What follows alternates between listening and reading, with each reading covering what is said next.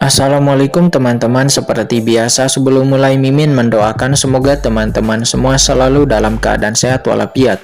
Oke, kali ini kita akan melanjutkan Martial Master versi novel bagian 2202. Bagi yang baru bergabung, selamat bergabung, dan bagi yang belum subscribe, subscribe dulu lah agar Mimin tambah semangat lagi nih bikin videonya. Oke, kalau sudah kita langsung masuk ke isi ceritanya. Yang tak ada habisnya dan ledakan. Saya melihat kekuatan ruang yang bergulir menyebar, menyapu area luas yang tak berujung dalam sekejap. Ruang lingkupnya tidak kalah luasnya dengan ruang dan alam semesta milik Tuan Tianwei. Dimanapun kekuatan ruang yang menakutkan menyebar, ia menekan segala arah. Secara alami, ia juga menekan nenek moyang organisasi naga hitam dan nenek moyang klan bayangan. Dan juga Tuan Tianwei. Bahkan itu juga menekan wanita berbaju putih, leluhur klan Komodo, dan juga pemimpin kerajaan Yong, dan juga pemimpin alam Buddha Matahari yang agung. Giliranku untuk mengambil tindakan. Semua orang di dunia ini merasakan kekuatan besar menekan mereka dan ekspresi mereka sedikit berubah. Sungguh aura kekuatan yang menakutkan. Dapatkah Qin-Chen, Kaisar Dewa setengah langkah ini dapat menampilkannya? Pada saat kekuatan ini datang, orang-orang kuat seperti Tuan Tianwei, leluhur klan Komodo, wanita berbaju putih, mereka langsung mengerti bahwa meskipun Qin-Chen di depannya tidak setingkat Kaisar Dewa, namun kekuatan seperti itu pasti telah mencapai tingkat Kaisar Dewa. Masa depannya bersinar terang. Sialan, iblis Qin ini telah menipunya lagi. Pada saat ini di dalam sangkar luar angkasa, Molly memandang Qin-Chen yang melayang di udara dan memancarkan aura yang menakutkan dan agung. Dia sangat tinggi dan sangat agung, dia tidak bisa menahan untuk tidak memutar matanya. Molly tidak tahu apa yang dia rasakan di dalam hatinya. Setiap saat dia sangat malu, tetapi dorongan terakhir selalu tertipu oleh iblis Qin-Chen itu. Tapi dirinya jelas merupakan protagonis dari lautan kosmik ini. Tanpa dia bekerja begitu keras di garis depan, akankah iblis Qin itu memiliki kesempatan untuk menyempurnakan pohon suci ilahi Wukong? Kontributor terbesarnya jelas itu adalah dirinya, tapi hasilnya adalah Mori merasa sial, dia dipenjara di dalam ruang angkasa. Molly memandang dirinya sendiri dengan tangan dan juga kaki yang patah. Dia merasa sedih seperti baru saja makan pare mentah dan air mata hampir mengalir di wajahnya. Pada saat ini Qin-Chen secara alami tidak tahu apa yang sedang dipikirkan oleh Molly. Qin-Chen dia tergantung di langit dan bumi, memancarkan aura yang begitu menakutkan.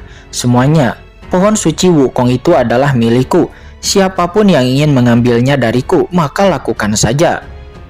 Kita akan melihat siapa yang memiliki kekuatan. Begitu kata-kata Qin-Chen jatuh, ledakan, langit dan bumi terguncang ke segala arah. Dalam ruang lingkup yang dicakup oleh kekuatan ruang, semua kaisar dewa itu merasakan tekanan. Suara dahsyat terus bergema di benak mereka. Semua orang bergemuruh, itu bergema seperti guntur, langsung mengguncang jiwa mereka. Sangat menakutkan. Itu membuat nenek moyang organisasi naga hitam dan nenek moyang klan bayangan diam-diam merasa ketakutan. Mereka berdua merasakan tekanan yang sangat kuat. Dunia naga hitam dan dunia langit bayangan, mereka tertekan. Aura anak ini bahkan lebih menakutkan dari sebelumnya. Nenek moyang klan bayangan sangat ketakutan.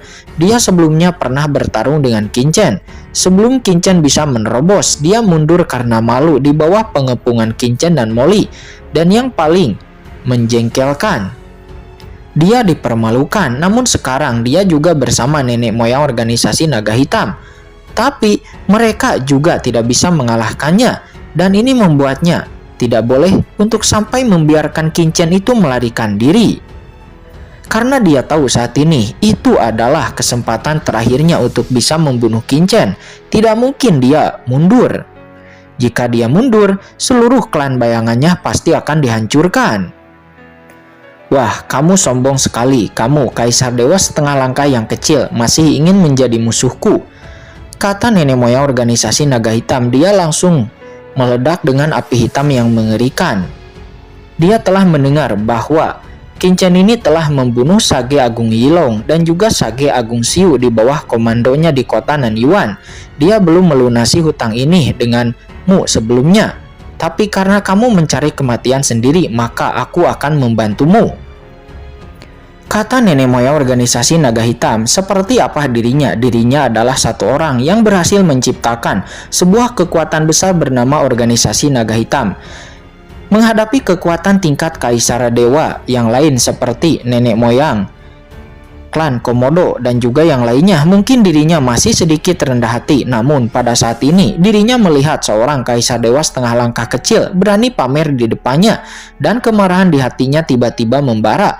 Bagaimana dia bisa menanggungnya? Di saat kata-kata itu jatuh, mulutnya yang berdarah segera terbuka. Dia langsung mengeluarkan badai hitam mengerikan yang tak ada habisnya dan ledakan. Badai hitam yang memancarkan aura yang membuat jantung berdebar-debar keluar dari mulutnya, dan itu seketika menyelimuti Kincen dalam sekejap. Badai hitam melanda dunia dalam sekejap, dan ada sedikit udara abu-abu yang tersembunyi di balik angin hitam yang dapat memusnahkan segala sesuatu di dunia. Ini adalah badai penghancur dari kekuatan besar asli nenek moyang organisasi Naga Hitam. Itu cukup untuk menghancurkan segala sesuatu di dunia, dan itu merupakan ancaman besar bagi praktisi yang baru saja memasuki level Kaisar Dewa. Melihat itu, Biksu Suci Agung, Meng Tianhui, dan yang lainnya semuanya menyaksikan dengan mata terbelalak. Penampilan Kincen dan Molly membuat citra Kincen sangat tinggi di benak semua orang, terutama nada suaranya yang sangat mendominasi. Sebelumnya ditambah dengan aura menakutkan yang dia pancarkan membuat semua orang membenci Kincen. Rasa antisipasi sudah penuh. Semua orang ingin tahu seberapa kuat Kaisar Dewa setengah langkah yang mendominasi ini. Siapa yang lebih baik dari organisasi Naga Hitam? Apakah dia akan berakhir sama seperti Molly sebelumnya dengan tangan dan kakinya yang dipotong? Oh, kamu cacing tanah ini, sepertinya kamu siap bertarung denganku, kata Kincen, matanya acuh tak acuh. Menghadapi badai hitam besar, tubuhnya tetap tidak bergerak, dia seperti batu kekacauan abadi. Lupakan saja. Biarkan aku melihat seperti apa metode dan kekuatan nenek moyang organisasi Naga Hitam itu, kata Kincen. Dia mengangkat kepalanya, meletakkan kakinya di tanah, jubahnya melonjak dan membiarkan badai hitam yang mengerikan itu menyapu dan menyelimuti dirinya. Badai penghancur adalah metode tingkat atas yang diringkas oleh nenek moyang organisasi Naga Hitam. Berdasarkan kekuatan magis mereka sendiri, metode ini sangat merusak dan dapat dengan mudah memusnahkan praktisi tingkat setengah langkah Kaisar Dewa. Pada saat ini semua orang, termasuk Tuan Tianwei, wanita berbaju hitam, pemimpin alam Buddha Matahari, dan yang lainnya, mereka sedang menatap dengan penuh perhatian, ingin melihat apa kekuatan Kincen. Apakah teman kecil Qin ini terlalu percaya diri? Melihat Kincen berdiri diam dan bahkan membiarkan badai penghancur destruktif datang. Pemimpin kerajaan Yong nampak berkeringat dingin di dahinya, dan dia sedikit mengkhawatirkan Kincen. Dan boom! Saya melihat badai mengerikan memusnahkan segala sesuatu di dunia dan dengan cepat merusak Kincen, dan saat berikutnya sebuah adegan yang membuat semua orang tidak percaya pun terjadi. Nampak badai destruktif yang dilepaskan nenek moyang organisasi Naga Hitam yang cukup untuk bisa memusnahkan seorang Kaisar Dewa setengah langkah dan membuat trauma praktisi tingkat Kaisar Dewa yang sebenarnya. Nampak itu menimpa Kincen. Itu seperti halnya, hampir seperti angin sepoi-sepoi yang bertiup dan tidak ada jejak sama sekali. Itu tidak membahayakan Kincen sama sekali. Faktanya badai destruktif bertiup di ujung rambut Kincen itu hanya menyebabkan ujung rambutnya bergerak sedikit, tersebar tanpa merusak sehelai rambut pun. Tapi bagaimana ini mungkin? Mata semua orang pun membelalak tak percaya. Area yang diserang oleh badai itu merupakan tempat dengan pertahanan terlemah. Dengan badai pemusnahan seperti ini, bahkan Kaisar Dewa yang kuat, yang sedikit lebih kuat dari nenek moyang organisasi Naga Hitam pun tidak akan berani mengatakan bahwa itu tidak akan membahayakannya. Tapi sekarang, Kincen, seorang Kaisar Dewa setengah langkah. Benar-benar, apakah ini serangan nenek moyang organisasi Naga Hitam yang bermartabat itu?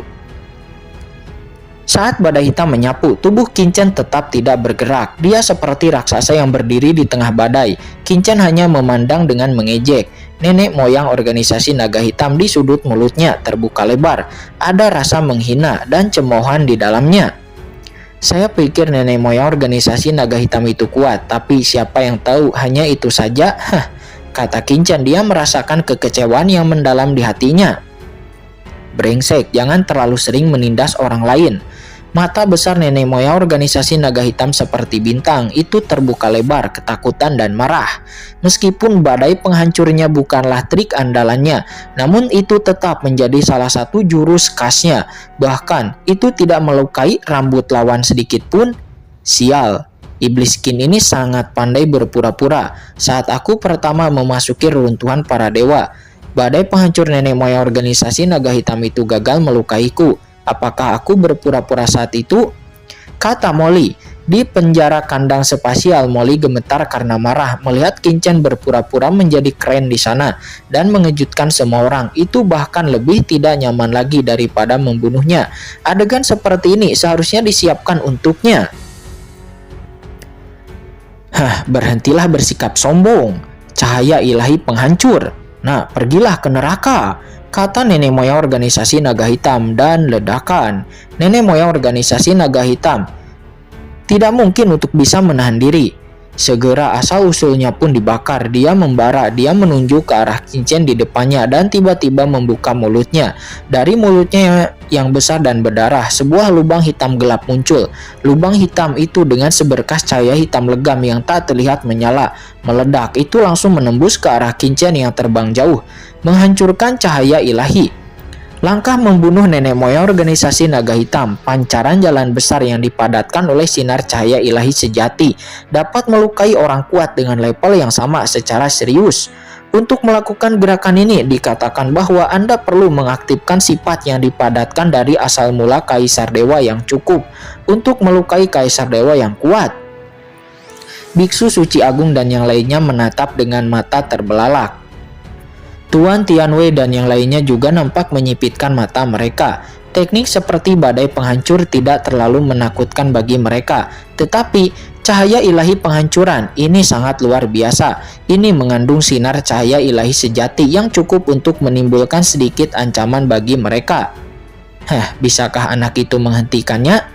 Sial, apakah hanya ini dua trik yang bisa dilakukan nenek moyang organisasi naga hitam? Melihat serangan dari nenek moyang organisasi naga hitam, Molly tidak bisa menahan untuk muntah darah. Cahaya kehancuran ilahi. Ini adalah gerakan yang digunakan oleh nenek moyang organisasi naga hitam untuk meledakkan tubuhnya dan membuatnya melarikan diri dengan panik.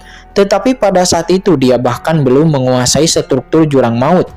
Dan sekarang dengan pertahanannya yang telah meningkat berkali-kali lipat, dia tidak akan lagi takut dengan cahaya ilahi yang merusak ini. Namun sekarang nenek moyang organisasi naga hitam sebenarnya ingin menggunakan gerakan ini untuk mengusir iblis Qin itu.